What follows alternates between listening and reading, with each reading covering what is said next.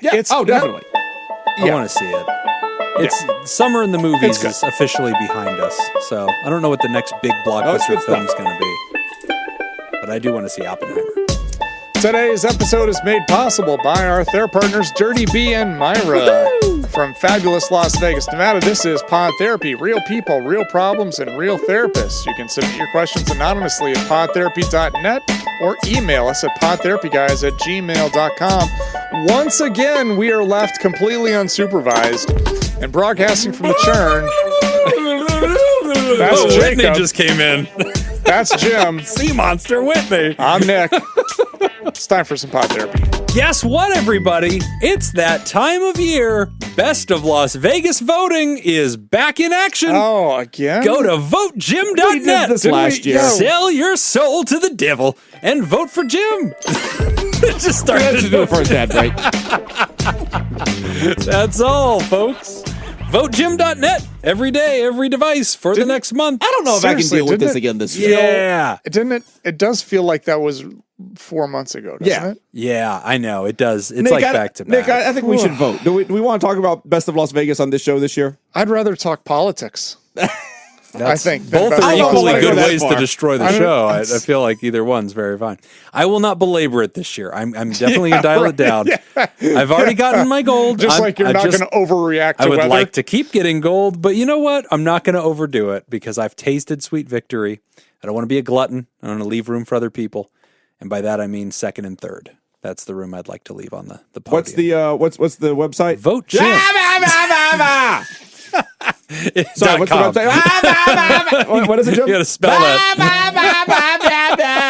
If you'd like to hear how we all survived Hurricane Hillary out here in the Mojave Desert, patreon.com/therapy.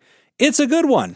I feel like survived is a little strong. Well, that's exactly what we did. I don't know another way to say that. I'm really proud of all of us for reacting responsibly and even-handedly. Yeah. Everybody in this room, very responsible, even-handed reaction to the storms. And similar reactions. Feel like we were all on the same page. You know, we just wanted to be ready. Just guys who like to be prepared for, anything that could happen. So, patreon.com/therapy. Also, the extra bit that aired on Monday, classical science deep dives into old studies. Classics in psychology. That's it. The Bobo doll. That's a pretty cool one because one of our fantasy football leagues or teams is that Chris, the Bobo Bears Chris or Lambert? Bobo doll. Yeah, it's Chris, the winner actually, is champion. Yeah. So that's pretty cool. So you're kind of doing a series now into these studies. Yeah. So the first one was what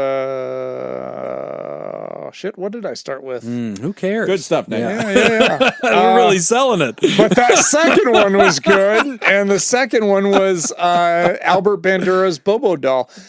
Interesting. I don't know if you know this, Jim. I went to a conference in which Albert Bandura was the keynote speaker. I remember you mentioning this once because we don't have a lot of we've been in the presence of very famous pioneers in our field. Because most of the people that we hear about, that we know about, as far as the classical psychologists, right, were pretty much dead by the time we were in graduate school. And there's been other generations. I mean, when I say me in graduate school, and I mean you in high school. Yeah, well, kindergarten, really. Right. Yeah. I believe you were in graduate school in the 1970s. Yeah. But he was the big name that I was like, oh my God. Yeah, he's still around. That's he's a big guy. There's a few that are still hanging. Irvin Yalom, I feel like, is another one of those. It's okay, still around. That's still an important voice for the field. You've got Susan, EFT, Dr. Susan Johnson. I think that's right. Yeah, but she is now. Johnson. She's now. Current. Yeah. I wouldn't consider her one of the classics. No. Like the forefathers. If you could have met any of the greats, let's define what a great is. It's definitely somebody who has originated a theory. Okay. So, or just contributed significantly to the field. Because you think about William James, he didn't originate a theory. Right, but he contributed everything that we've used on other things. So but is there somebody that you would look back on and say, man, that's somebody I'd like to sit with? Skinner? Really? Yeah, Skinner. Yeah, I think that'd be a great Skinner. conversation. Yeah. I mean, at the time, some really pioneering ideas. Yeah. What about you, Jacob? Yeah. Mine's Carl Rogers. Carl Rogers. Well, yeah, all I day. kind of figured that. Yeah. Because The you Olympic talk about medalist? Yes, Carl exactly. Rogers all the time. Yeah. Yeah, that's somebody I would love to sit with. And oh my gosh, even just as a human, he just seems like a Mr. Rogers kind of guy, like just very kind. But yeah, I would love to pick his brain. That's interesting. Yeah, we didn't really get to cross paths with any of those really like top people, but I don't know. I feel like we've learned our own, so Yep. been abandoned to the ages. Anyway, patreon.com/therapy. Yeah, so, deep dive into the classical studies. Yeah, Bobo doll experiment, which was really Kind of the whack pack on interesting. Howard Stern, right? That's Bobo? right. Yeah, Bobo. They Baba made a- Booey, they made Baba a doll Booey. out of that guy? Yeah. There was a lot of stuff too, and like looking at this that like, when I first learned about it in Intro to Psych, you don't get too deep into the research methods. Uh-huh. But going back into it this time, I looked more closely at like the methods and how they like set up their design and all that. And it was kind of interesting because I don't know if you remember much about this study, but they would, have the kids watch a model that would be basically either aggressive towards the doll or not aggressive or in a control group where there was no model. Okay. So they would watch that. And then that they would put them in a room and then see how the kids would react. Right. There was a middle stage to that Okay. that I forgot about, which was they would put the kid, after watching the model, they would put the kid in another room with a lot of what they termed high value toys. Okay. So like toys that the kids were really excited about, that they wanted to play with. And then as soon as the kid would go to play with that toy, the researcher would say, no, you can't play with those. Those are special toys reserved for other children. Oh, goodness gracious. So they had to sit there and not play with the Science used to toys. be really fucked. No, but you know why they did that? The reason why they did that is because they needed the kid to be upset. So they needed something to kind of trigger that emotion. So they'd see how So then when they went into the other room, they would be upset. Because if you watch somebody be aggressive with this doll, but you're in a good mood, you may not act out on it. I see. So they needed something to kind of trigger the kid. Oh, that's how they did It's like, it. shit. That's what that middle stage was. That's mean. Hi, Johnny. It's better than their first idea. Yeah. Yeah. Your parents are getting a divorce. Let's go meet Bobo. Well, you can hear all about torturing children as a big part of psychological science. Patreon.com/therapy. All the good stuff is up there. Also, you will officially be getting into the season of hearing more about our fantasy football league, which is officially up and running. We are at 14 people. It's going to be a great one because then everybody will get to play us. Do we once. have? We have all 14. Oh, yep. okay. So we're good. Awesome. We expanded it. So we got a few. We had a couple drop and then a couple join, and Whitney's in, and I saved one spot for Jacob. Good.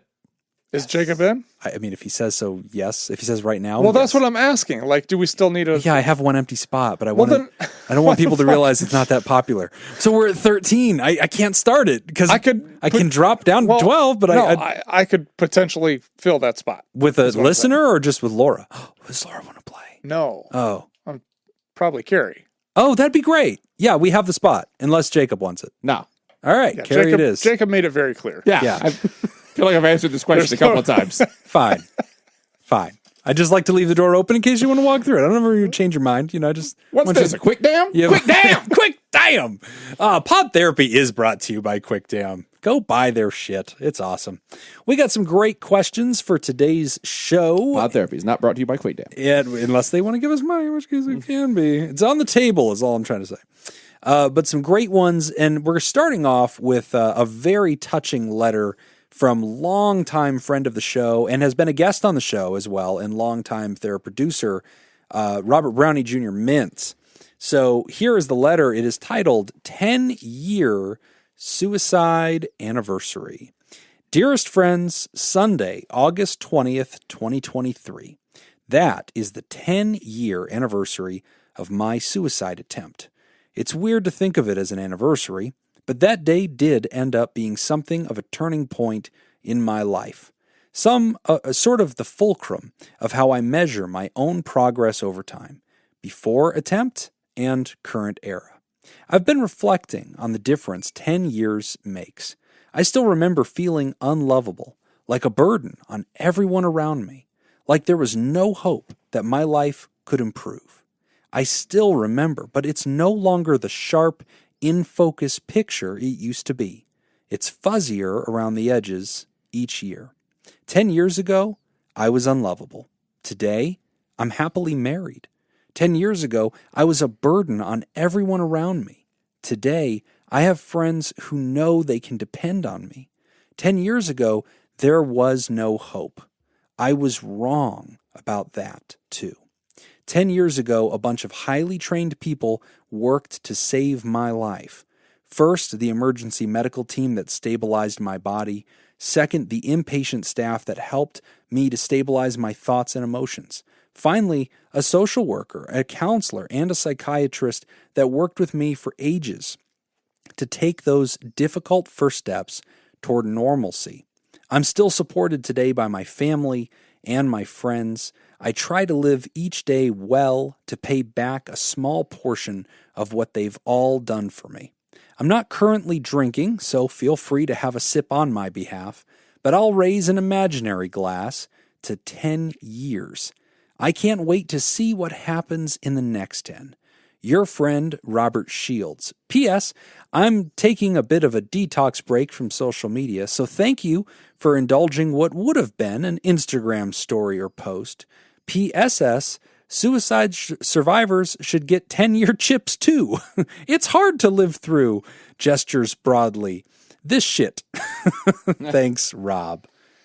That's awesome. Thank you for the update. It's nice to get, letters like this every once in a while. That's so nice. Huge. What do you think of the suicide, the chip idea? I think that's for a suicide great idea. survivors, yeah. I think that's a great idea. Just in general, I like that idea. Some kind of token. Nice. I don't know if there is something like that. I think we just Robert, started it, but baby. I think you should find something. We could put it in the store. At Pod Therapy Bait and Tackle, the 10-year suicide survival chip is on sale now. But we only sell 10s. $59.99. Yeah, we only sell 10 years, okay? So if you're on you year stack 2, 'em. you keep going. Yeah. That's right. You can only get another one every 10. That's it. No, the key is to sell a bunch of the 1 years. Oh, okay. Yeah, that's where the money is. Don't sell a 10-year. You got to sell. Yeah, you got to keep getting. Yeah, the way you sell 10 for the one. All right, yeah, I see where you're going with this. I was thinking it would be good for people surviving to put the 10 in front of them, but you're right. Let's make money. I'm not good at business. This is a really good idea. We haven't sold anything in that store in 7 months. We got to shut it down. Wait, you sold something to that store 7 months ago? Yeah. It's only been 7 months? That thing is costing us money. We have got to shut it down. I think we shut it down. We start opening up like in May every year and be like, it's open for a month. Like, come get your annual merch. Flash sales. Here's the thing. I think you should do something really cool to celebrate that. Yeah. I wish there were some sort of like chips or something like that, but I don't know as if there is, but that doesn't mean that you can't create something. I really love that idea. Yeah, throw yourself a birthday party or type thing or something like that. Yeah. And great. And I'm glad that you shared this with us too, because this is one of those things that it's really hard for people who are kind of going through that to have any kind of idea of what life could be in the future. Yeah. Because it's like, that's kind of why they're in that spot, is they just cannot see anything positive happening. Yeah. So the fact that you were in that spot and then here you are 10 years later, just got married, and kind of celebrating your life and everything that's going really well. And it all happened because you survived that, and all of that could have been gone. Man. No, that's, Rob, to me, what this letter is, I'm really glad that you wrote it, because exactly what you just said, Nick, when somebody is in the grip of major depressive disorder, or whenever their life is just falling apart and they're looking around and they feel like they've hit a wall, they are stuck in some way, they're stuck in their career, they're stuck in their relationships, things are falling apart, they've lost relationships, they're grieving, whatever the circumstances that can come together to create this illusion of everything being hopeless. Rob kept coming back to that word. 10 years ago, I really did feel hopeless. Mm-hmm. And when a person hits that place, that is the circumstance that can lead to feeling that it makes some kind of sense to end one's life. And I think it's so profound to be able to hear him kind of say, look, authentically, that is how I felt. And Rob's not saying he was suicidal. Rob is telling us that he tried to end his life. And if you want to go back into the archives, we have a guest appearance by Rob, and he tells his story. And, he brings in some good trigger warnings where he needs to just kind of prep people for some of the more graphic details. But it's one of my favorite episodes that we've ever done. Yeah. Because it is so profound. Because when you hear Rob is a chipper guy. He's got a great sense of humor. He's put up with our dumbasses for like 5 years with, regular sponsorship to make this show possible. Something he's told us in private, like, look, I am doing this because there is some poor soul out there that this is the only thing that'll break through, and I'm going to finance it to make sure it does. But I mean, like when you hear from Rob, he's just a good person, just really chipper, upbeat, self-effacing humor. He gets along with all of us like he's, been in the studio for years. And then you hear his story and you realize, God, that guy has got so much life in him, so much joy, so much humor. He's such a fun guy. And you realize he tried to end his life. Like that is the bottomed out reality that he was facing 10 years ago. And now you hear a letter like this and you realize, man, no matter how bad it seems, you have to have this perspective that life is going to change, that it will change, that your reality is continuing to change every single day. I remember one of the most inspiring things I ever heard was a therapist who had this whole way of framing this, and they said something to the effect of, change is inevitable. There is not a place in all of space-time, in all of the universe, that is not experiencing some form of change at all times. Even the darkest void in the middle of nowhere is going through some kind of quantum fluctuation that is fundamentally changing it. You are changing fundamentally. Your life is changing fundamentally at the most atomic level all the time. And if you can just endure and persist and get the support and get the help and do the work, eventually, no matter what you are facing, it will change. And I hear a letter like this and I think, my God, we need those perspectives. We need stories like this. Because if people don't hear that, then they really believe that the delusion they're facing, the sadness, the hopelessness, the barriers, the obstacles, that's permanent. Right. It's not. It's the illusion of permanency. Yes. Yeah. And a lot of times it is just really kind of waiting it out and just kind of waiting for those things. They're on their way. Yes. It's on the way. You just have to be able to survive the moment to get there and just be ready and prepared when those moments and those opportunities come. Episode 173 is the one Robert Brown. We're almost at 300, man. Yeah. Damn, that was a long time feels like ago. so many more than that. It feels like at least triple that. How are we still here? This is a great I keep letter, forgetting man. to kick you out. I know, he just keeps showing up like, I'll do it next week. No, it's every week he's hopeful. He's like, I think this week they're going to turn it around. No. I see him as the Dread Pirate Roberts from The Princess Bride. Every week, I'll probably kill you tomorrow. I'll kill you tomorrow. Yeah. Good show tonight, guys. I'll probably end it tomorrow. Yeah. That's usually the bet. But this is a great story, man. Yeah. And there's so many people in our community that have, very similar stories, even if obviously Rob's is the most extreme. And I'll tell you that Rob's story is profound because you don't usually get to hear this kind of a story because they don't usually survive. Mm-hmm. And so for Rob to be one of the very fortunate people who did gives him that ability to look back.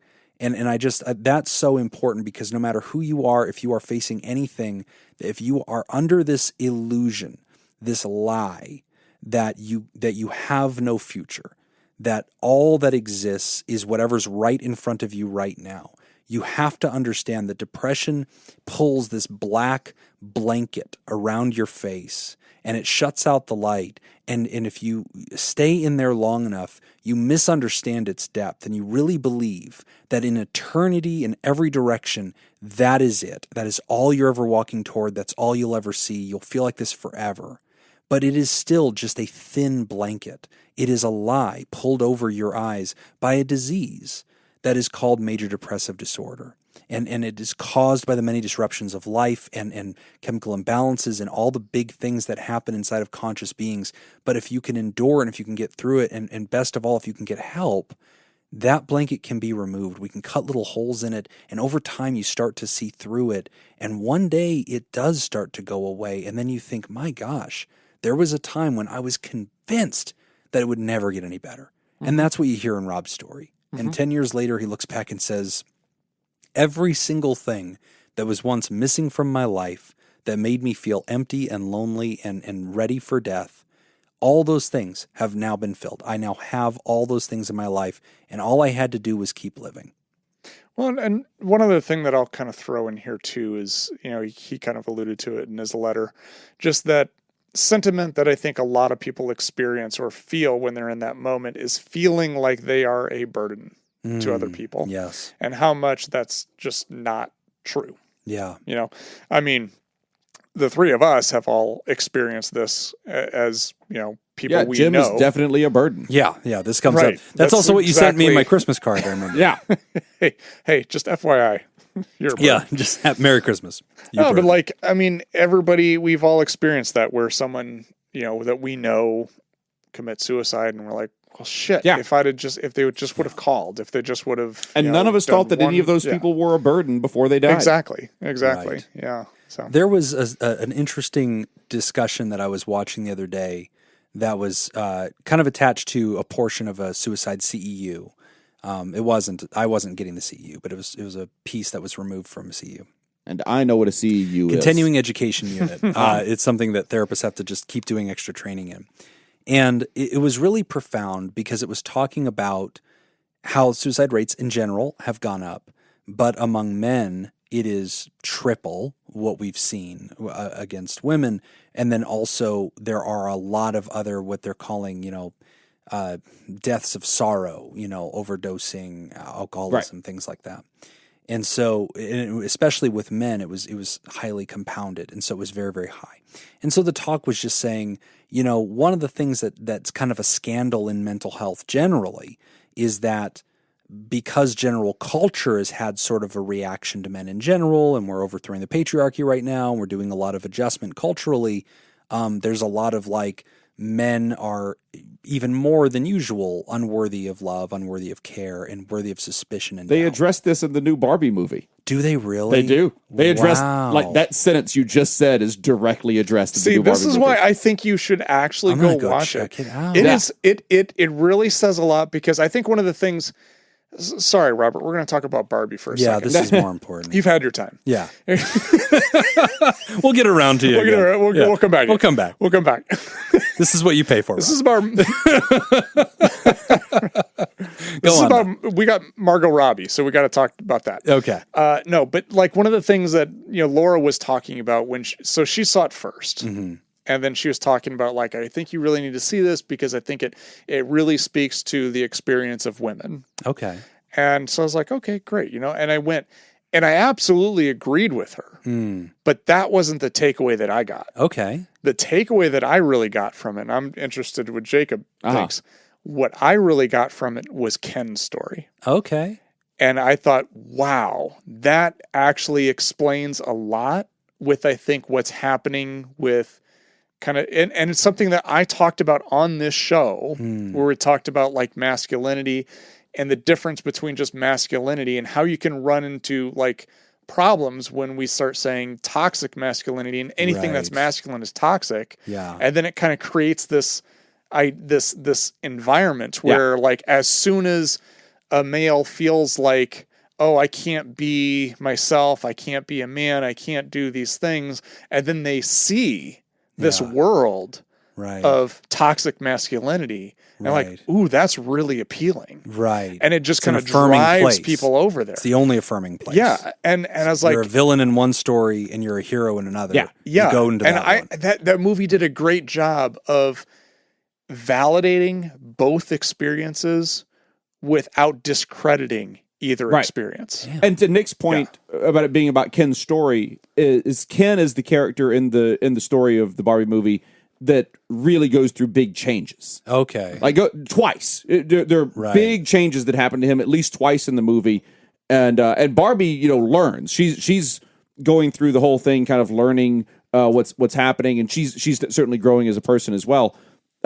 but Ken is the one who is really making big shifts in his life. Wow. Now, to Nick's point, I had a friend who went and saw the movie probably about 2 weeks ago, shortly after it came out, and he hated it. Okay. For this reason. Oh, okay, because he felt like they were. He was like, "This is." He was like, and he's not a a big broy masculine kind of dude, but he came out and he was like, I was hoping to go see a movie that I would just relax and enjoy, and the topics in it were heavier than I want it to be, and it felt as though a lot of the movie was just pointing at men and saying a lot of these problems are because of men. Okay. See, I see where it came from. I see where I see where that thought process came from. I don't agree with him. Yeah. But I watched the movie kind of with that in the back of my head, and I went like, if it's one of those things like, if that's what clicks in your head, half an hour into the movie, 45 minutes into the movie, whenever the big turns start, if that's what clicks in your head, now you're going to watch the rest of this movie going like, well, there's another thing they're blaming guys for. Right. Here's another thing they're blaming men for. Yep, there's another one. Yep. Yes. Right. And 100%, because I could totally see that where it on surface level, just watching it does feel like it really kind of targets and it points the finger at men, be like, you caused all these problems. Okay. But I never saw it that way. I saw Barbie as a victim of this situation, and Ken was also a victim of that. And it's a good movie. It's a good flick. Yeah, I'm going well to done. bring this full circle back to Rob because yeah, exactly. But no, this is the thing that I was listening to in that. Man, talking about Rob is such a burden. Yeah, there we go. Oh boy. Luckily, Rob is a good chap. And he knows I love it. He knows you love him. So that was the thing. But I can't pass those jokes up. No, you got to take. You got to take. That's an open 3. It's not my DNA. Yeah, it's an open 3. You drain that bucket. He's got one job here, folks. He's got to shoot that J. They're not all going to be gems. So in this talk, though, they said something I felt really convicted by, which they were saying, they were talking about the numbers and talking about, by all metrics, men are dying and suffering from incredible mental health problems. And yet, as a society, we're not necessarily shining a light on this. And this person was obviously educating therapists. And they said, if you are here today to train in suicide prevention and you are not good at working with men, making them feel seen and invited into therapy, then you are not competent to do this job. Like that's just the bottom line. Interesting. If that is the at-risk population, and if you're not here today to also spend some time learning about male cultural therapy, like what is effective for men, if you're disinterested in that, then you're not competent to practice because that's the at-risk population. And this goes back to what both of you were saying about Rob's letter, feeling like a burden. And one of the things that was in that talk was that one of the reasons that men often do not approach therapy and do not ask for help or do not tell anybody about loneliness or not seek out anybody for help, they fear being a burden unto others. They don't want to take from anybody, and they're embarrassed and ashamed that that they're feeling they have nothing to offer. The measure of a man is what can you do for the others. And when you can't do anything for the others and all you can do is receive from them, you feel like the better option would be death. And there's lots of men who have said that in therapy, that they've thought, I should cash in my life insurance policy for my people instead of going to therapy. Like therapy costs $100, or I could kill myself and my family would get all this money and they'd probably be better off because then I wouldn't take that $100 out of the bank account to go get therapy. Like that is how distorted the masculine mental health crisis can be. And so it was a really profound thing. And I love this letter, especially coming from a survivor who's a man who can tell that story of what that isolation feels like. And I really encourage everybody to go back and listen to his take. And I just think it's really important. And to toot our own horn here for a second, one of the things in that talk, when they were saying, if you're not, doing masculine therapeutic cultural conversation, if you don't know how to reach that demo, then you're not suicide prevention competent, period. Like you're not doing the work. And I really came to appreciate as I was listening, I just felt like, you know what? Our show, we did not sit down and blueprint this and say we're going to reach men, but we've been authentic and been ourselves and still been, progressive people. And we have a very diverse audience, but we have a lot of male listeners. And I think a lot more than the average, like mental health focused show. And a lot of men have written in privately and said things to that effect, like, hey, I needed something for myself. I bumped into this by accident, it's the only mental health show that I can do. And like, we're not toxic. Like, we're not perfect, but like, we're not out there fucking telling everybody to like, women are stupid or whatever. Like, I mean, we think Whitney's occasionally stupid, but only whenever she travels. And not because she's a woman. No, it has nothing to do with it. It's nothing to do with it. It's not my fault. She's like that when she travels. Just mean. But anyway, this is a great letter. And so I'm really glad for it, man. And quick PSA to anybody out there. If you are struggling, if you are at a place where that dark blanket is over your eyes and in every direction you see barriers, obstacles, hopelessness, you feel that you're a burden to others, you feel that you're not worthy of love or care, compassion, you don't even want to tell anybody about what's going on, you just try to put one foot in front of the other, it is okay for you to have needs. It's okay for you to get help. It's okay for you to look into that. You've been a listener to our show. You've heard us talk about options and how to find help. But one of the most basic ones is just calling or texting the suicide hotline. And I believe that's just, 988? I think is where we're at. I think it's 988. And so you just call that, text that. They will reply. They're not going to turn you in. There's not going to be a GPS on you. Yep, 988. 988. And you're just talking to a friendly. And folks, we got to be there for each other. We really do. And, a little challenge here, a little love nudge to the men out there too. If you're a listener to this show and you're one of the folks that's pro mental health, check on your brothers, check on your friends, check on other men in your life, make a safe place for them to talk. Use shows like this to open a conversation. Just, oh yeah, check this out. I like it. You ever think about mental health stuff, man? Like, just opening up that conversation with other people, making it a safe place and role modeling that it's okay to get help, telling other people that, yeah, join a support group or read a book or listen to a podcast. That kind of stuff just normalizes it. And we have a long way to go because there's a lot of people suffering, but we need stories like Rob's. And I really hope that more people hear that. Go back and listen to Rob's episode. It was really 173. Really awesome one. Congratulations, Rob. Happy anniversary. Yeah. Really glad you're still with us. Congrats, buddy. Really need you to Throw keep yourself sending a party. in those checks. Keep sending in those pod therapy Do checks. something fun. And also do something for yourself. Go to the gift shop. We'll sell you a chip. Full price. Now I got to create a chip. Yeah. God damn it. You're just creating work. Hey, I was trying to get you a kit 1. I just was going to create the 10-year chip. Now you got to make a bunch of numbers for a store that doesn't sell anything. We really got to shut it down. We should shut it down. I think we need to shut it down. We need to make it special again. Yeah. All right, we're going to take a quick break, and when we come back... And don't go buy something now, listeners. Yeah. All right? It's too late. We don't need your pity. You know what? We're already shutting it down. What are you talking about? You can't buy definitely anything. want their pity. No, that's the whole tactic.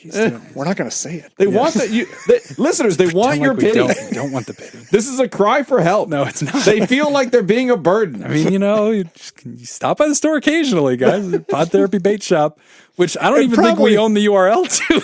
We probably don't. I think I own it. Yeah. We don't own anything on this show. What's the URL that I own? You own... I just own like PodTherapyGuys.com. Yeah, no, you own PodTherapy.com. That's what it is. Yeah. Yeah, because Malia bought it for hundreds of dollars and then gave it to me. To you. Yeah. We still don't have access to this. Oh, Lord. All right. We're going to take a quick break. And when we come back, we're going to discuss whether alcohol-free drinks are good or bad. You're listening to Pod Therapy. PodTherapy.com currently links you to a website that says 5 facts why bats are super moms. There it is. Thanks, Malia. Today's episode is brought to you by Jake Schneider, Judy Schneider, Leon Kasab, Carolyn Albert, Sammy Scoop, Sarah Smith, Mike Helm, Darren Cunningham, Matt and Lisa Tangeman, and Mrs. Hot Dog Scoop. There you go. Would you like to sponsor the show? Become a therapy producer at patreon.com/therapy. We're getting to some trivia submitted by Cody. All right. Ooh. Hello, Jim and his quote-unquote friends. Yeah, thanks, man. Cody gets it. One more, since it sounded like you were low on trivia. It's more fun when everyone plays. Today's theme is video games. Ooh. I'm going to give you the titles to 4 video games. Your goal is to guess which game is the oldest. Oh. Game over. Shit. Okay, just want to count down. Okay, so there's that 3. game was great. Who was your Mortal Kombat character? Oh, Sub-Zero. Yeah, that's a solid choice. Yeah. I'd spam Liu Kang and do the bicycle kick thing. That was, or just the wah, wah, just the like flying kick. That was useful. Or Raiden. That was really easy. Yeah. Back, forward, baby, all day. What about you, Nick? I didn't play Mortal Kombat. You're such a nerd. Probably out plowing the fields. No, it was the arcade in the mall that had Mortal Kombat. So we go Yeah, there there and play was. that. Mine was a demo Sega at the what was that disc Pizza warehouse? Hut had Oh one. yeah, And so we'd always go in the Pizza Hut, but that game was always being played. Yeah, Right. and there was always a long line for Mortal Yeah. Kombat 1. What was the old, not Sam Goody, but the old CD store? He'd go in there and Circuit get City? No, CDs and DVDs. CDs nuts? Something warehouse.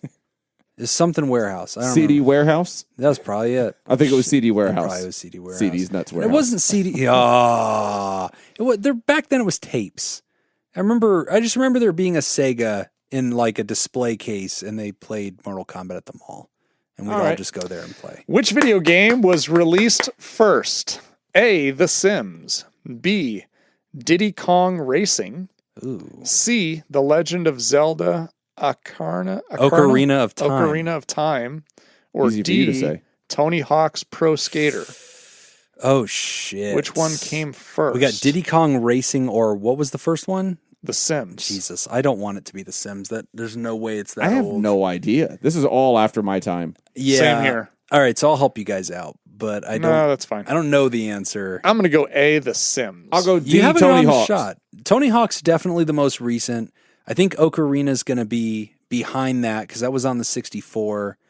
I feel like if Diddy Kong Racing shows up in the SNES, that's pretty early. But I don't feel like they did it on the SNES. I know there was a Tony Hawk one. There was a Tony Hawk on the OG PlayStation. Yes. Because my little brother had a PlayStation. Yep. And there was a Tony Hawk on there. Which would have been parallel with N64. So Okay. I think Diddy Kong probably also N64. The Sims may actually be the earliest one. So what's your answer? It probably is The Sims. Nick's I'll bet you A, it was a computer game. I'm and D, I'll bet and you it you're was- B? I think I'm going with Nick. So You're we're going both on with The The Sims. Sims? Yeah. All right. We are wrong because The Sims is the newest. That was in 2000. Boom! Diddy Kong Racing. Sim City. Damn it. That's how he got me. So Diddy Kong Racing came first in 97. Okay. That's what got me. Then Legend of Zelda in 98. Pro Skater in 99. And The And Sims then in Jim 2000. is the worst loser. Yeah. So none I of us did won, but very Jim was the badly. worst. In my defense, I There is no mistook defense. it Moving for on! its predecessor, Sim City, which would have been the earliest. On the I used to list. play SimCity all the Yeah, time. exactly. That was That's great. that's. I'm an idiot though. I picked the wrong one. Alcohol-free drinks, good or bad, from anonymous. What purpose might Like water. what purpose might alcohol-free or alcohol-removed drinks like beer or wine work for someone trying to stay sober? Does it allow some to transition to being in typical social environments while removing the drinking from it? Or does it encourage people to stay in what might not be the best social situations for them and Interesting. only have a slight sliver for them to revert back to their older drinking behavior? Thanks, Anonymous. That's an interesting point of That view. is a really good question. Do you guys want to go first? Because I already have the answer to this. Oh, good. is there some data on this? There's Nick's data. That's good enough for me. So I've had some patients tell me, so whenever I've got somebody trying to get sober, I always remind them the market has really expanded. Sure. Because I believe it used to be less than 5% of beer companies or alcohol companies, their portfolio was non-alcoholic Well, drinks. for years, if you wanted a non-alcoholic beer, you were getting an O'Doul's. That was it. That Yeah, was it that was your O'Doul's. option. There was one thing on the market. Now, like Budweiser has it, Everybody's Miller got has it. Guinness. There's a zero alcohol Guinness out there. Oh, yeah. That's really pretty good. I've had that one. And we did a taste test, if you guys remember. Oh, Yeah, shut but up. they were all shitty. That was donkey like piss. all right. the alcohol beer. I almost said the good beers. The alcohol beers and the non-alcohol beers that you brought in all tasted terrible. Okay, but for listeners who are like, hey, maybe I could give non-alcoholics a shot, they were indistinguishable. That And is true. You should know that. They just, the other guys in the studio did not care for Heineken or Coors Light. No, Right. it was Budweiser. It was Budweiser and Heineken. And Heineken, Yeah. and Coors Light. And they didn't care for any of that. I like Coors Light. I'm And fine with Jim Coors brought Light. all of them in like at room temperature. yeah, they were room temperature. that's true. It was only Heineken and it Bud was Light. a terrible experiment Yeah. in the first place. It was Heineken and Bud Light. There were many flaws in the design of this experiment. not my best research, but they were indistinguishable. But this That is is a true. good question because I've had patients recently who are getting sober, and I'll remind them like, hey, the market has shifted. And so alcohol companies have said out loud, they are going for 20% of their market now to be non-alcoholic offerings. Right. And so every restaurant, every bar is flooded with the NA options. At my local gas station, there's a whole beer cave in there, and they have an entire wall. I'm so surprised by all the options. It's always available. I see more and more people buying it. But I was telling Justin Robert Young got me to try the zero alcohol Guinness. And I mean, it was delicious. It passed the taste test. It was just like Guinness. They've really cracked the code. And so like I was talking to some patients about this recently, and I tried to bring this up like, hey, just so you know, this is an option. And I said, how do you feel about that? And they said kind of the latter of this letter. They said, actually for me, I feel like that's going to be kind of a trigger. Like I'm trying to let go of all of this. That would be my guess. And they were saying, for me, it's a trigger because the flavor and the scene and the setting is going to be tough because I'm going to want the real thing. And if you give me the artificial one, it's not doing anything for me, and my brain's going to sizzle wanting the real thing. So for them personally, that's just one story. That person decided it was not good for their recovery and decided to stay away from it. But I think other people have kind of found it to be a good option whenever they're out with friends. I had another patient just actually use that. So they were out with friends, they were on the strip, they were really worried about this. We did the old classic recovery game planning. What's the escape plan? How are you going to go into this social situation? What are you going to do? We had it all planned out, and this individual found themselves in a situation where they just really felt uncomfortable not holding something, and they ordered a Heineken's a 00, and they held on to it and sipped on it, had a perfectly lovely time. Nobody said anything. Yep. Nothing was noticed. They felt like they fit in, and then they left sober, and they kept their recovery. I do not. And this is, some people might think this sounds strange coming from me. I really dislike when people try to push drinks on other people. Yeah. Nick and Jim have both been around me in social scenarios where, I'm hosting things or like in bars or whatever. And like we've had times when the three of us have hung out that Jim has not been drinking alcohol, for health reasons and things like that. Yeah, just getting his shit together more than anything. Yeah, or trying to working on it. Yeah, those were my pre-Quick Damn days. Everything's now relative. I've gotten my shit together. Yeah, now thanks to Quick Damn. Now you're really on top of things. And I don't like that. Yeah. I will offer. I will, if I'm hosting something, I will offer. I'll say, here are the options. We've got alcohol, we've got non-alcohol, whatever you want. Here's where everything is. Help yourself, or let me get you something, whatever. But man, it always bothers me when it's like, no, have a drink. Have it. Like, what do I care if you drink or not? Right. Yeah. Why does it matter? And I've never been. I guess I've also never been worried about being the only person drinking in a scenario. Like if I want to have a drink in a scenario, I'm going to have a drink in that scenario. Or if I'm not, it's not going to be because other people aren't drinking. I've never really understood that either, why there was always such a big push. Because I've been in environments or situations like that where it's constantly like, have a drink, come on, have a drink. And it's like, I'm here, I'm participating, I'm part of the experience. Why do I have to drink also? And why is it so important to that person? It doesn't make any sense. Like if I'm hosting an event, I want everyone there to be having a good time. Right. Yeah. And I want them to know that they have whatever options are available. Yeah. And then I feel like my work's kind of done. Well, and even as a barkeep, you do a pretty good job because you have a pretty diverse bar. I remember one time during my almost year-long break from alcohol, came over to your house to hang out. You had non-alcoholic whiskey that you had just been saving, for a guy like me. And like, hey man, let me make you a drink. And I was like, no, I'm not drinking. And you're like, I am not going to fuck with your sobriety. Yeah. Like, trust me. You showed me the bottle. You're like, this is just a mocktail, and I'm just going to make you one so you can have a flavor if you feel like That's it. I mean, I will admit Jacob does a good job of not pushing alcohol. Yeah, yeah. Right. But if you don't try the cocaine, he gets upset because he spends a lot of money on that. It's also craft that's gourmet cocaine. That's the thing is I put effort. It's made with love into the cocaine. It's keistered over the border with love. That popper was popped with love before I shoved that balloon up my ass. No, I really went through some shit to get you that cocaine. You all right, Jim? Jim's dying. Jim's choked up over this whole scenario. Oh, it's so emotional. I'm so touched. All right, so here's my Jacob answer is the to this. Betty Crocker of cocaine. So my take on this, Ryder, is to me it depends on your reason why you're doing it. Okay. Okay, so using Jim as an example, since we already did, Jim quit drinking for a while. Yeah. To treat his gonorrhea, I think it was. Yeah, that was definitely it. Yeah, yeah, because those things are related. Yeah.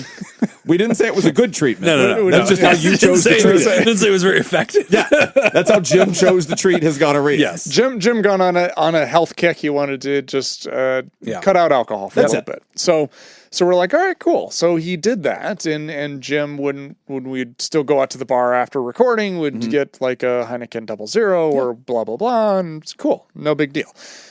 In a situation like that, I think non-alcoholic drinks are a great substitute. Sure. You can continue the behavior. You can continue to do what you want to do. You continue to have the taste, the flavor, all of those things that you enjoy about alcohol. You can do all of that without the negative side effects. Problem solved. Yeah. Also without the positive side effects, but sure. Yeah. Sure. Now, once you've crossed that threshold into a substance use disorder, Right. Yeah. an alcohol use disorder, I don't think it's a viable option anymore. Yeah. And here's the reason why. My logic behind this is because I've seen a lot of people try to do this, but the problem is it's we've talked about this before with like neurology. Neurons that fire together get wired together. So when A and B fire and C always fires, once A fires, your brain doesn't wait for B, it automatically fires C. Right. And so it's for efficiency reasons that our brain is set up that way. And so if your experience with alcohol is I drink alcohol and I get this effect, and this effect may be decreasing pain or it may be increasing pleasure. And the pain could be physical pain, could be emotional pain, could be psychological pain. It doesn't matter, but there's an effect that alcohol has. So when you have that alcohol, your brain automatically says, okay, cool. Now let's wait for the effect. Right. Okay, let's wait for the effect. Okay, any second now. Yeah. And your brain is starting to prepare for this and it's just not happening. And so it's kind of like you're kind of teasing your brain in a sense. Right. You know, where it's like it's expecting a result, it's not getting it. So now all we've done is we've created a craving for this substance.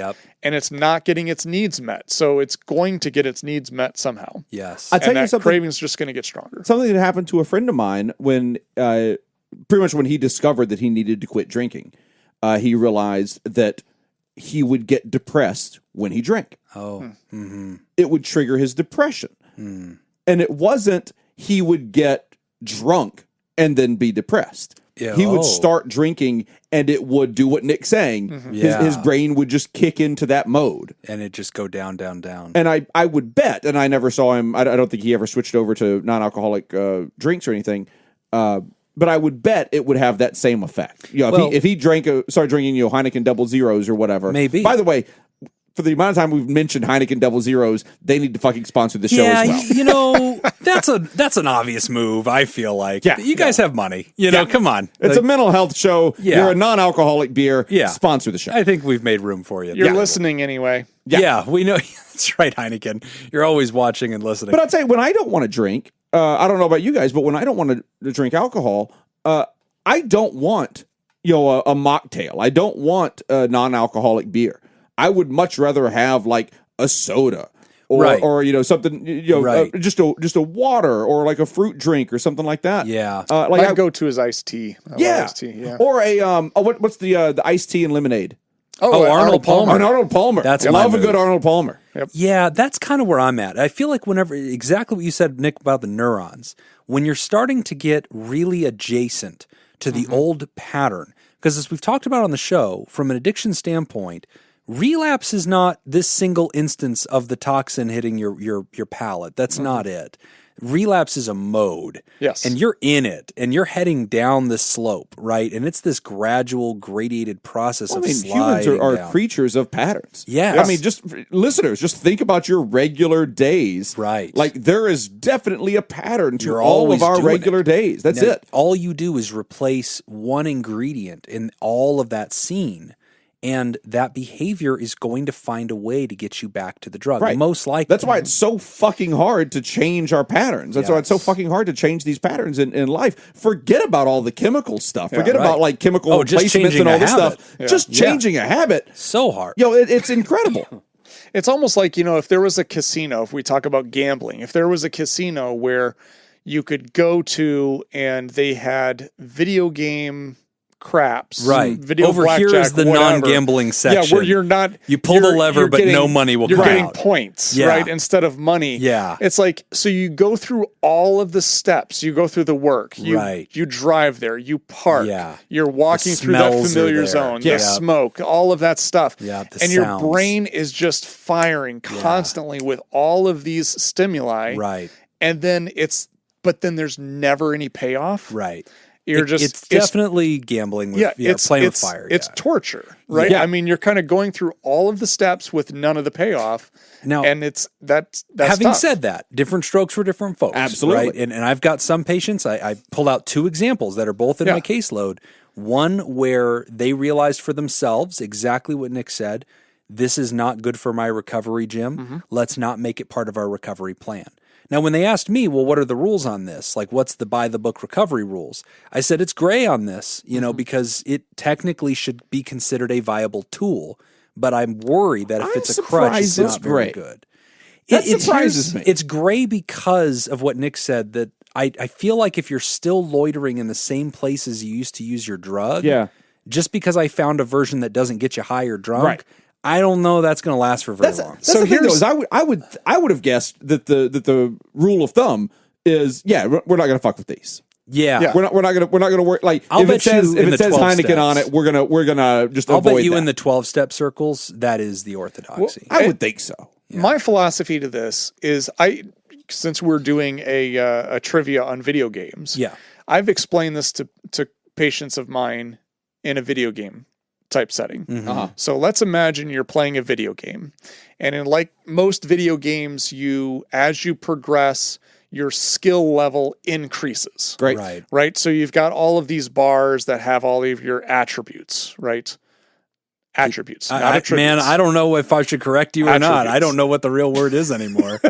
We've been over this, but I still don't know. So to get to a certain level, if you're in level 10, you have to have a certain skill level to get to to play you can't get to that dungeon until you've built up the skills to get there. Yeah. Recovery is kind of the same way.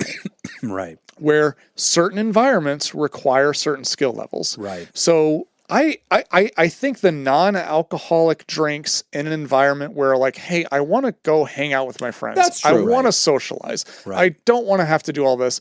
I think there's a place for that, but it's not in early recovery. Yeah, good point. I think it's later on. Yeah. I think that's something you can kind of work yourself up towards, because the thing that you always have to remember with a substance use disorder is when you're betting, it's an all-in bet. Yeah. Because you're thinking like, okay, well, I think I can do this. Okay, well, yes, but if you're wrong, what happens? Right. It's a steep fall. Right. Yeah. I mean, so you always have to, before you plan on beating the odds, you need to make sure that you can survive the odds beating you. Good point. And so I think it's really important to kind of like, you need to have things in place. So if I feel like, okay, I've been in recovery now for 9 to 11 months. I feel like things are going really well. Some of my close friends that I've hung out with, they want to go to, out to this bar after dinner. So they're going to have a few drinks. Okay, if I go, what is my out? Right. And I need to have all of these things in place before I put myself in that environment. Yeah. Right. Because once you put yourself in that environment, you can't guarantee that your recovery is driving that automobile anymore. Yeah. your recovery may be a passenger at that point, and your addiction may be driving. Yeah. And so you need to have all of these things in place before you get to that point. In early recovery, I don't want you going. Exactly. Yeah, I don't even want you there. Yeah. And that's what, a lot of my clients, when they were leaving, residential treatment, they're like, yeah, and I'm going to this rock concert, this Friday after I get out. It's like, oh man, Here we go. I don't want you to never be able to go to another concert again for the rest of your life. Right. You can do that, but you have to be strategic about when you do it, and is your skill level appropriate for that environment that you're going to be going into. Would they tell you this before or after you dropped a baggie of fake drugs in front of them? That's interesting. Ridiculous. I've never done that. Oh, Jim? Oh, the other thing I wanted to say about the drinks. Oh, okay, yeah, back to the drinks. I remember though, it really was a great tool. I didn't stop drinking because I found that I had an addiction problem. That wasn't it. It was just cleaning up some health issues. But I think one thing for me, I liked it because there are times when the drink is part of the vibe. And I remember watching Comedians in Cars Getting Coffee. There's an episode where Seinfeld hangs out with his old friend that pioneered the show, that was in Larry David? Larry David. Okay, yeah. And so Larry and him are sitting there, and they're talking about the vibe of drinks and how Larry's wife, he likes to drink tea, not coffee. And his wife gets upset. And she's like, have some coffee. And he's like, no, I have tea. And she's like, no, it'd be better if you had coffee. He says, what do you care? You have a mug, I have a mug. They're both hot. We're both sipping at them. What do you care what I'm sipping? We're both sipping drinks. And Jerry's like, no, she's right. It's a vibe. Like, it's a whole thing. We're coffeeing together. That's a thing. And so, like, obviously Larry disagrees, and I think Larry makes a damn good point. But there are times that I know that for me, there was a vibe to it, and I really appreciated having the non-alcoholics. So for me, like if I was barbecuing, I just wanted to hold my beer glass bottle and sip and eat my steak or my burger. Or while I was grilling, sip my cold, beer and have that flavor. And that was part of my vibe for what I wanted to do. But now I had these options. Or when I went to pool parties that summer and I'd go to events and things like, and I went to a big event, went Scoop Fest, and there's a huge whiskey barbecue. And I brought my own Heineken 6-pack and put them in, Jacob's fridge. And those were for Jim. And that was great. And I just had my thing. Nobody gave a shit. But it's part of the vibe, because I realized it's a barbecue. We're all hanging out. Yeah, I certainly don't think that any of us are against these things existing. Yeah, I just want to say that it's a good tool. I think the big thing that I want to point out is I think you just made the point. Yeah. Which is that I'm doing this thing. I want to have this experience. Right. You can do that because the experience doesn't cause you harm. Exactly. Yeah. And I think there's other people who I want this experience. Well, that experience will hurt you. Yeah. Yeah. You have an allergy to this substance. I want to chase that dragon. Yeah. That's right. And so in that case, the approach is not to find another way to have the experience. The approach is I need to learn to be comfortable without the experience. There it is. Yeah, there it is. So writer case by case, but definitely I think we're in unison about saying we're all really glad that there are more products out there that I think are broadening this discussion. Yeah. And I would say even too, like, if I had a client that was in that situation, they're out at a bar with some friends, they're having that urge to drink, of course, I'd prefer them to go with the non-alcoholic option. Sure. Rather than losing their recovery. Yeah. But then once they have that non-alcoholic option, the work isn't over. Yeah, that's it. I think that's the big thing. We need to we need to get back on track then because this is... I agree. And with addiction cases, that's kind of been my move with them too, is just to make them understand this is an option. And so I just want you, if you were in a last resort situation where you're about to do something, the agreement I make with them is if you're ever going to come back to therapy and tell me that you drank, I better hear that you killed a bottle of Heineken 00 first. Sponsor the show. Sponsor the show, Heineken. Okay, I'm preaching you everywhere I go. Specifically Heineken 00. Nobody else. The rest are garbage unless they want to sponsor the show. Yeah. In which case, that check If clears. Heineken 00 sponsors the show, I will no longer talk about how disgusting Heineken is. Oh, come on, Heineken. This can work out double for you. Anyway, great question. Glad these things are on the market, and I'd like to get into the nuances of it because I think it's a lot of things. A lot of people are interested in this. If you're out there and you've never tried a non-alcoholic beer, grab a 6-pack of that. If that's something, if you're, obviously you don't have a problem with this, but if it's something that, you just were like, oh, I've just never had it, but I am a beer drinker, do yourself a favor and just try that, because I think you'll find that there are times whenever you don't need a buzz, want that, you just want the flavor, it's a barbecue, you want to have a burger, or you're at a restaurant, you're not going to get a buzz from just having a beer, and you're just like, just remove the alcohol from this. Yeah, do it, so it's one more option.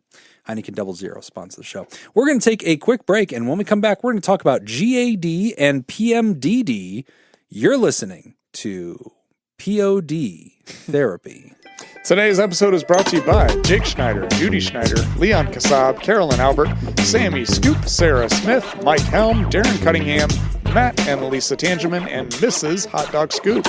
Would you like to sponsor the show? Become a therapy producer at patreon.com/therapy. Cody's second trivia question. All right. I'm still pissed about that first. More video games? More video games. Keep in mind, Jim is in last place right now. How the hell? Correct. None of us got the question right, but Jim is in If it had last been place. SimCity, I'd have been right. Which video game was released first? Grand Theft Auto Vice City, Ooh. Need for Speed Underground, Halo Combat Evolved, The Legend of Zelda, The Winter Walker. There's more. Wind Walker. There's more than Wind one Waker. Zelda, huh? Oh my God. Oh, I knew that, There's but I a have no shit idea ton. what any of the other names So we mean. got Zelda Wind Waker. We've got Vice City Grand Theft Auto. Yep. We've got Need for Halo Speed Combat Underground. Evolved and Need for Speed Underground. Fuck. Okay, I'll so go- I've played one of those. I'll go Halo Combat Evolved because that's the only one that I know. We're going first. Which one was the oldest? Released first. Yeah, I didn't know give a Halo real- Combat Evolved real was shot. OG Yeah, that's the one. Xbox. That's on Xbox. Yeah, the original Xbox. Because I remember a gig where we had a couple of TVs set up with Xboxes linked together with Cat 5 cable. Yeah. And so we could play like two big screen TVs back to back. Oh, and yeah. we could play 4-on-4. Yeah, that was a big deal back then. That was great. That's what we used to do too. Yeah. That's That's the probably closest I've ever been to being a video gamer. that's like 2000. I was real close Ish, to 2000, early Xbox. Wind Waker, that's on the Wii U. And so that's going to be deep way later. That's pretty far. So that one is definitely not it. Need for Vice Speed is City- confusing. Vice City's Vice recent. City would have been. I don't know any of those. Yeah. Grand Theft Auto. I mean, the I know original Grand them. Theft Auto was on the PlayStation. Yeah, So I'm that aware was- of Grand Theft Auto, but like all the different I feel like Vice iterations of City's it. new. That's Is the it? one in Miami. I've No, seen the that's- graphic for no, That's no, not Grand it's Theft not Auto that new. Miami? No, Vice City, because Grand Theft Auto 5 came out right when I graduated, when I got my master's, and that was in 2005. Vice City came before that. that. Oh, did it? Yep. I thought that was a newer title. Nope. Because there was San Andreas. There was, which was San Andreas. San Andreas came out. You're right. San Andreas came out in 2005. Vice City was earlier Okay. because San Andreas was like 5 times the size of. Okay. Because that Vice was a bigger City. one. So Vice City was earlier than that. Yes. So I'd say I Vice think City Halo's is probably gonna around beat it. 2003. Yeah, I think it's going to be Halo. What about Need for Speed? I don't know. That one I don't know only what gets that me is. because of the fucking movie. That Keanu Reeves movie. Didn't he have a movie called Need for Speed? I don't know, maybe. Or was it called Speed? No, it was just Speed. Need for Speed. There Oh, were yeah. several versions. The bus movie is Speed. Okay. I'm going to go Need for Speed It, Underground. it Okay. feels I'm gonna like go Need B. for Speed Underground is going to be the right one, or it's going to be Halo. Okay. What are you going with, Jacob? You going with Halo? I already grabbed Halo. All right, you taking Need for Speed? Yeah. Shit. I Those grabbed are the right one that I answers. knew, and I know it's like 20 years ago. Those are probably the right answers. I'll take Vice City just to jump on a spot that's open. All but right. I think it's going to be Need for Speed. It is Halo. Wow. This guy. Halo 2001, Vice City 2002, Need for Oh, Speed, wow. or no, Legend of Zelda 2003, Need for Speed was 2004. Oh, wow. Damn, so I got dead last. So Jacob is leading, then me in second, and then Jim's last. Still in damn very, it. very deep last place. Really thought I had a better shot on this one. Yeah, Fuck these games. that's too bad. Just Yeah. the way it works out. Yeah, can't catch a break this week, Nope. guys. You know, just I'm Can't. putting my reinforcements in all the wrong places. That's just fuck this game. GAD and PMDD from Anonymous. Hi, all. Yeah, you know me. There it is. First, I wanted to say I've been enjoying the recent episodes with Whitney. I love every time somebody Yes! comments, she's not here to I hear love it. I is wish this working. was on purpose. It's not. I wish it was. I know. Because, I mean, honestly, that should be a bit. Like, we should just hoard these. Because it keeps happening. Oh, these are great. Thank you. That's Thank you. perfect. She'll never know how you feel. And I like that it's the last one, too. Because I think the last time she was like, yeah, I listened to like the first 10 minutes of like the episode. And like we saved that one for the end. Oh, these are great. First, I wanted to say I've been enjoying the recent episodes with Whitney. She's a great bad. addition to the pod. Well, sorry.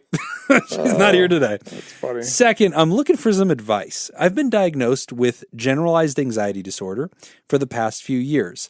I've done therapy and currently am medicated with SSRIs. I've suspected that I may have PMDD through monitoring my symptoms and their patterns.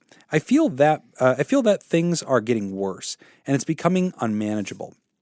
I often go through a dark period each month and my anxiety is exacerbated. I'm not sure what to do. Do I ask to change my meds? More therapy? Will I even be taken seriously? I wonder if this is my medical anxiety telling me I'm sick or if something is actually wrong. I have a hard time trusting my body and emotions. Any and all advice welcome. Thanks. My pronouns are she and her. So real quick, PMDD Yep, great. is premenstrual dysphoric disorder. Okay. And so it has almost all the same qualities of what you'd expect to see with generalized anxiety disorder. So we see anxiety, we see irritability, mood fluctuations. Lots of times it can have high outbursts of anger, just volatile emotional irregulation. And not all of that goes with anxiety, but it can all be woven into anxiety.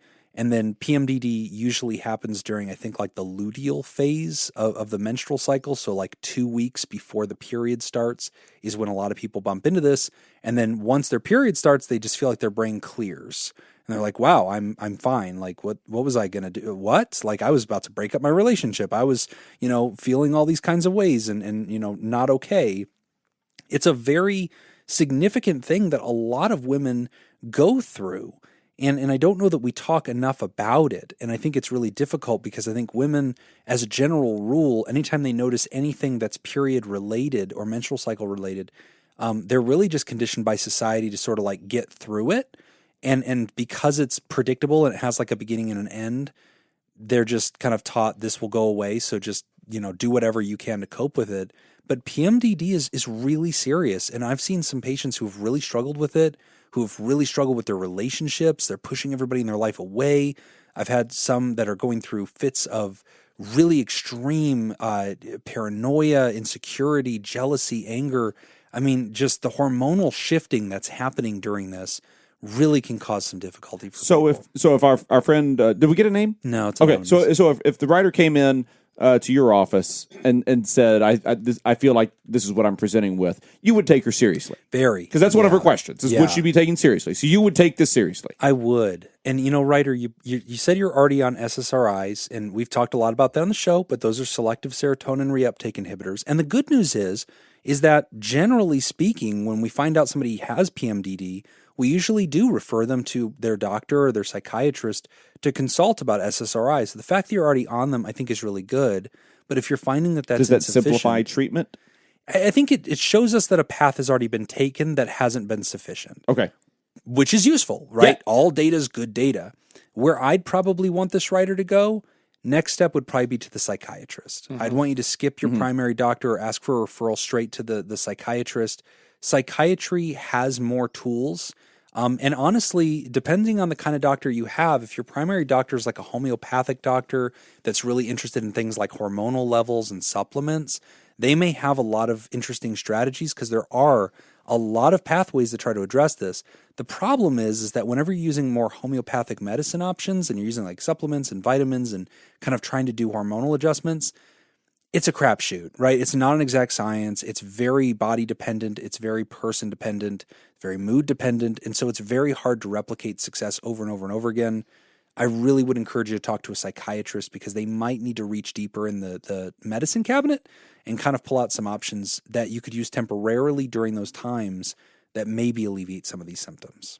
I would agree too. That was my advice too. And we don't know how long she's been on the SSRIs, but I would assume, I mean, those aren't really something that would, if she's been on them for like a Long month, enough to notice, then I think that's, something's not right. So, I mean, our go-to is always, communicate with the prescriber.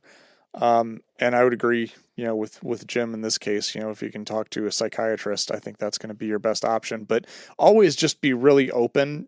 I do definitely validate your fear and your concern about being taken seriously, or just kind of what you've said about your medical anxiety. But I don't think you need to shelter any of that or kind of hide any of that from your prescriber or from your counselor or therapist. I think your best bet is always just to be completely open and honest. Put all cards on the table. Let them sort it out. Yeah. You're paying them to do the work. Let them do the work. Data's good. The other thing too, you asked, would more therapy help? So when I've had patients that have PMDD, right then when I realize it's probably PMDD, I'm really starting to say I want a multidisciplinary approach. And at that point I'm saying there's only so much I can do with you, because we can anticipate this, we can study this, and we can start using good therapy tools like CBT, so that when you're experiencing these very acute seasons and symptoms, you have something that you can use internally to stabilize yourself. But those, because it is so hormonal and so biochemical in nature, even those tools are not likely to be sufficient. That they might help manage this, but that isn't going to decrease your suffering. And so usually I want medicinal options. Another thing that people don't usually think of when they're dealing with PMDD is that, and this is kind of more Nick's soapbox, but it's very much true in this case, body management is such a big part of this. Noticing your nutrition during your luteal phase, noticing your exercise, noticing your sleep. Because a lot of times when we get into that bad headspace, we're starting to neglect things like getting out of the bed, doing a lap, doing the run, getting the things going in your body and your mind, keeping on top of your nutrition, keeping on top of water, getting a lot of rest. All of that really helps stabilize the hormonal shift. And not only that, not only just exercise for the sake of exercising for, just for your mental health, but also there's a lot of research that shows that exercise actually helps your body absorb and take in a lot of the psychiatric medications that people are on. So it distributes it evenly. Yeah. So that's another really, really helpful tidbit. I'm really glad we got this question, though, because it really is something that so many people are dealing with. And so if you are a person who menstruates and you notice that you're having kind of really tough cycles where you're just feeling on edge, you're feeling irritable, you're feeling restless, you're not yourself, perhaps you're having outbursts of anger or insecurity or just plain old-fashioned anxiety, and you're just really afraid, and you just find that these symptoms happen. You're thinking, what is wrong with me? If you're noticing it kind of predictably, it may be PMDD. And if that's happening, you absolutely should talk to your healthcare provider, tell them your symptoms, and if they don't offer, then you should request a referral to psychiatry. A lot of women think, well, maybe I should go see my OBGYN about that.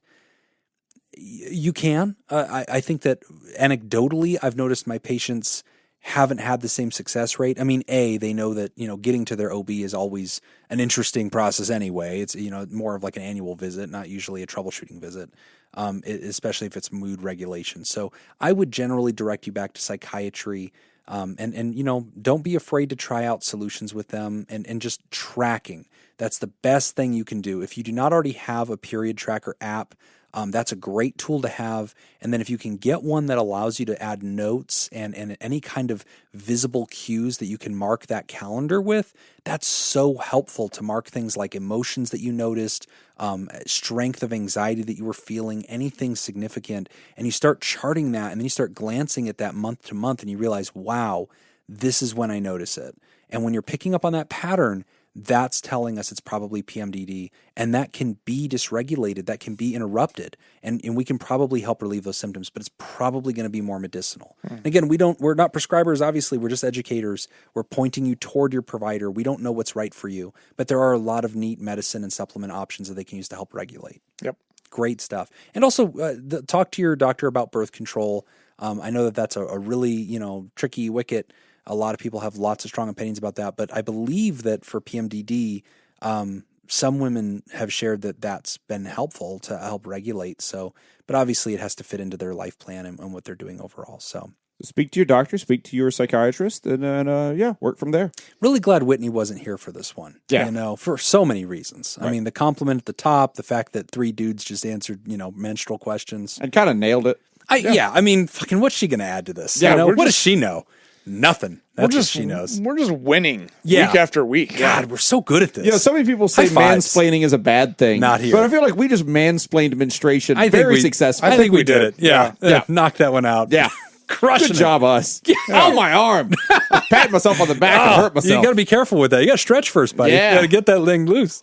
We're at the end of the show, and as we get ready to wrap up, we want to remind you that you can jump over to patreon.com/therapy and you can donate for as low as $1 to help keep this show on the road.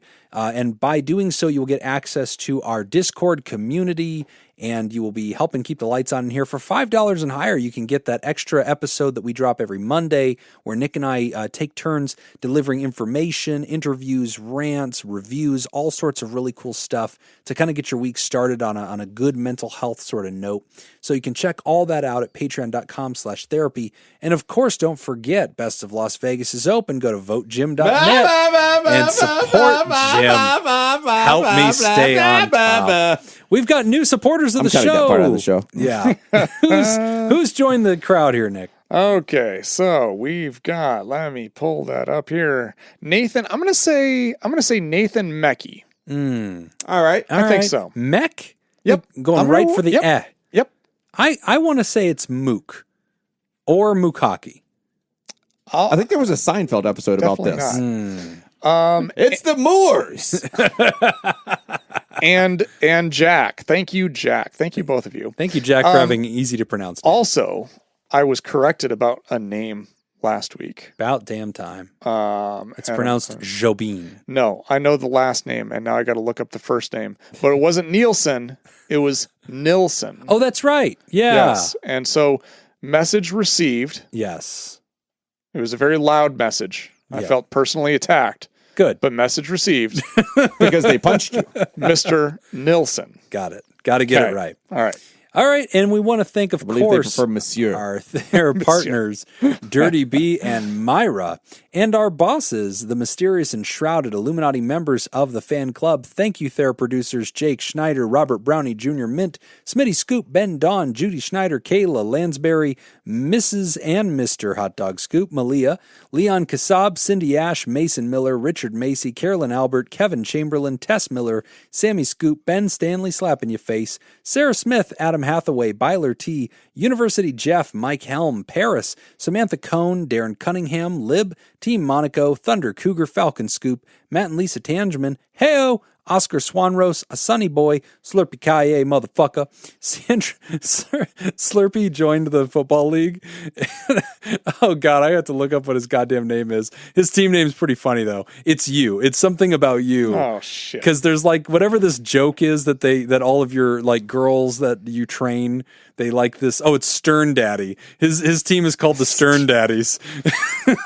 I train men, too. Yeah, I know, but the chicks like that you're Stern Daddy or whatever. Stern Daddy. All right. Sandra McWaffle, Dan Martin, and Hannah Marie. Dinky dink. And she never consented to me making her name a song, so it's just Hannah Marie. But I like turning it into a song. Okay. And if you'd like to hear this episode uncut and unedited. Honestly, you're probably doing fine where you're at. And enjoy our spontaneous side project. We don't have spontaneous side projects. No. Go to They're planned now. patreon.com/therapy. And thank you for supporting mental health. That's all the time we got for this week's session. Want to thank our landlords, Matt Mattingly's Ice Cream Social Podcast. And thanks to those of you who contributed to our show today. We really appreciate it. Remember, Pod Therapy isn't something you should keep all to yourself. Share us with the world. Tag us on the socials when you do. It's at PodTherapyGuys on Instagram and Twitter. It's /PodTherapy on Facebook. Extra goodies at patreon.com/therapy. Do you want to submit a question to the show? Ask anonymously at podtherapy.net or email us at podtherapyguys@gmail.com. I'm Nick Tangeman. VoteJim.net. Cutting that out. Thanks, and we'll see you for your appointment next week. I know I took a big break there, so you got plenty of space that you can eliminate that. All right, last question. From Cody. Which video game was released first? Rocket League, Ooh. Legend of Zelda Again, Breath of the Wild, Oh, yeah. Overwatch, Oh, shit. Red Dead Redemption 2. Oh, damn. Okay.